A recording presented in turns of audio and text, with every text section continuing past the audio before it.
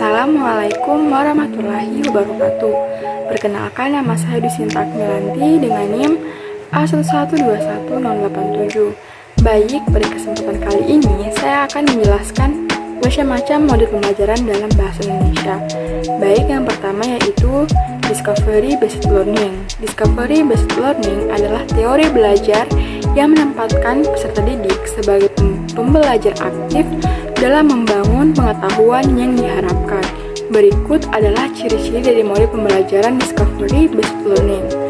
Yang pertama, mengedepankan siswa sebagai subjek pembelajaran.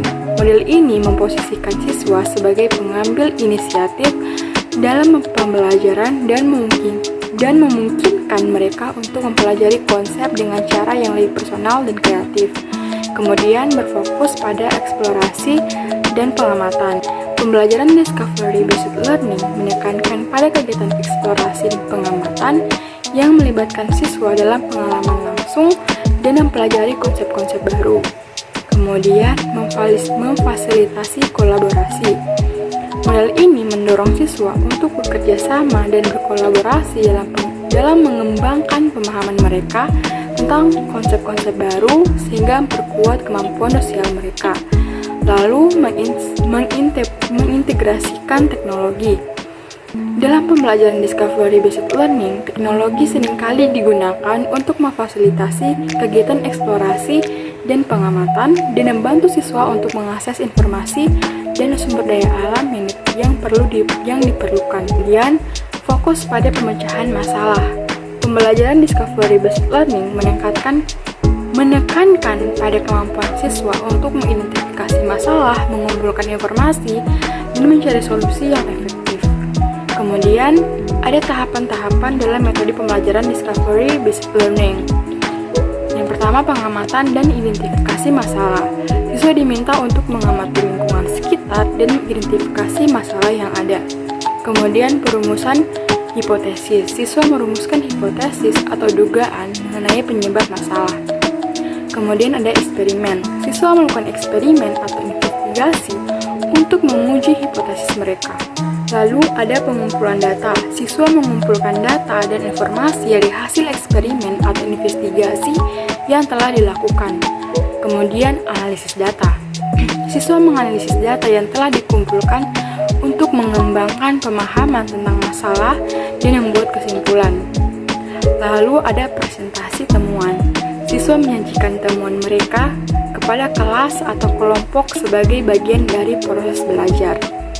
Lalu yang terakhir ada penilaian dalam DBL yang lebih bersifat formatif daripada sumatif, yang berarti bahwa penilaian difokuskan pada proses pembelajaran dan peningkatan kemampuan siswa bukan hanya pada hasil akhir.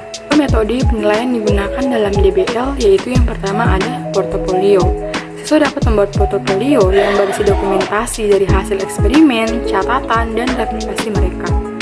Kemudian ada diskusi kelompok. Siswa dan guru dapat melakukan diskusi kelompok untuk membahas temuan dan kesimpulan siswa.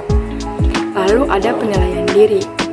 Siswa dapat menilai diri mereka sendiri terkait dengan kemampuan mereka dalam mengidentifikasi masalah, merumuskan hipotesis, melakukan eksperimen, dan menganalisis data.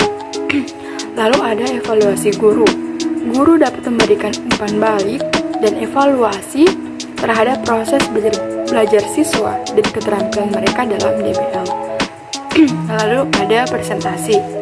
Siswa dapat memberikan presentasi temuan mereka kepada bagian dari penilaian DBL. Kemudian yang kedua yaitu Project Based Learning.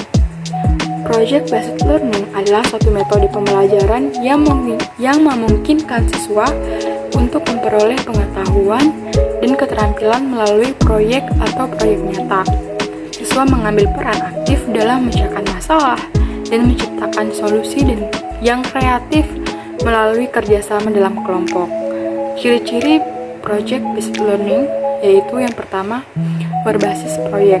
PBL mengintegrasikan pengetahuan dan keterampilan melalui proyek dan proyek nyata yang signifikan dan menarik bagi siswa. Kemudian ada kerjasama dalam kelompok. Siswa bekerja sama dalam kelompok untuk memecahkan masalah dan menciptakan solusi yang kreatif. Kemudian ada penyelesaian masalah.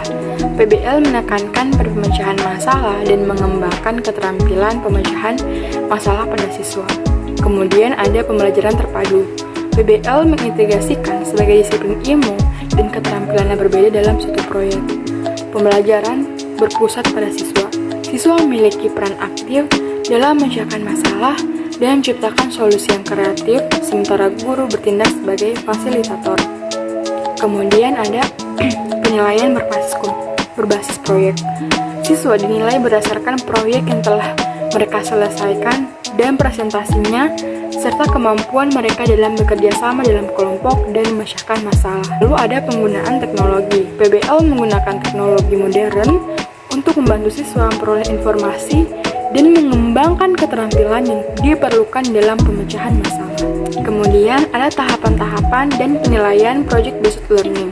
Nah, yang pertama yaitu penjelasan proyek. Menjelaskan proyek yang akan dikerjakan siswa, termasuk tujuan, batasan, dan jadwal waktu. Lalu ada rencana proyek.